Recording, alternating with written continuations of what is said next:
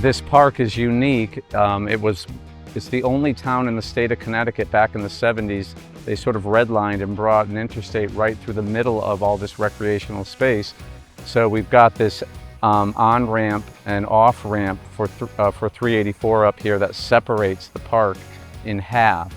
But through strong negotiation back in the 70s, we were able to work with the state to create connections to both sides of the park. So today we're celebrating the opening of this side of the park, which we call or refer to as the Oak, and its sister park connected through the underpass is Charter Oak Park, and we're activating both sides to celebrate this awesome achievement today. I've grown up in and around Manchester throughout my life. I used to skate at the Robertson Skatepark that was demolished about 7 years ago now. At that time, a group of us got together and went to the board of directors to urge that a new skate park be built here in Manchester.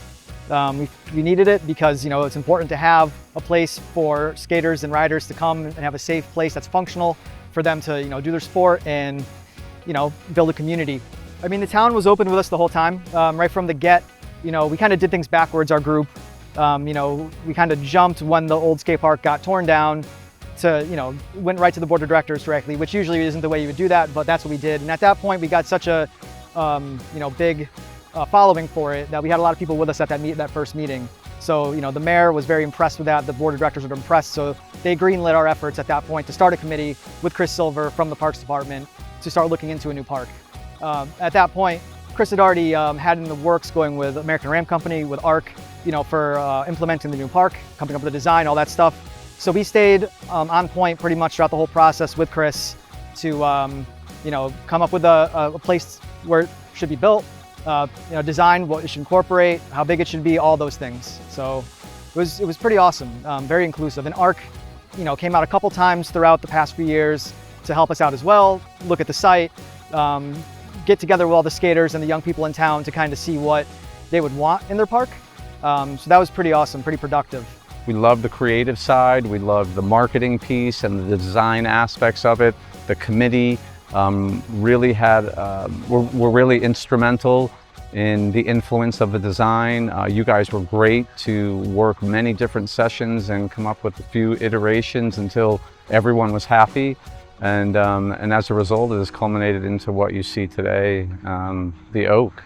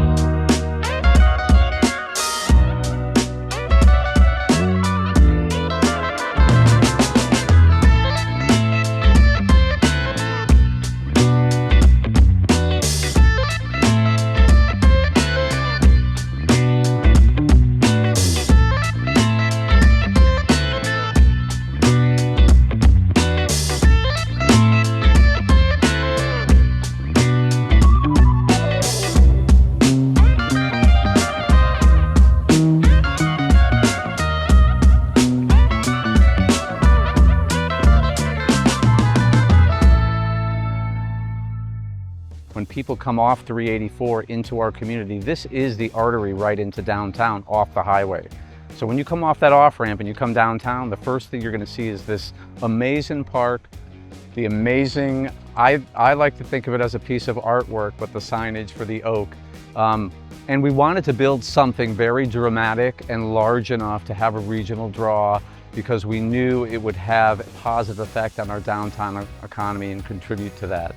Every space we build now, we make sure that there's a creative element to it. We don't build your standard parks. We want color, we want vibrancy, we want uniqueness. You'll see that in some of the elements in this park and even in our other parks. You know, we're incorporating art and creative minds into our planning and building.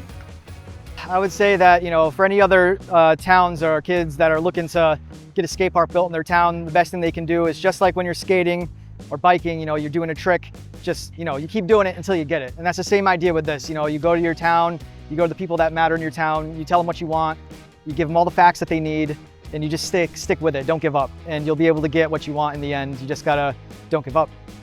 That's exactly what we did here, and that's how we ended up with this. Having a place to come, you know, if you're a young person, you would know the importance of public services and recreational spaces and places and having access to them.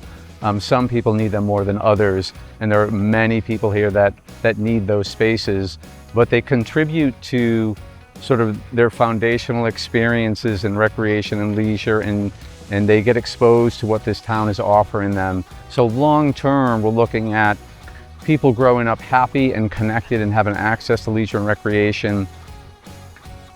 And in the long run, they'll want to stay here and they'll want to raise their kids here, because we're invested and committed to creating these spaces and places for families so people can connect to them, be healthy, live happier lives, and thrive in Manchester.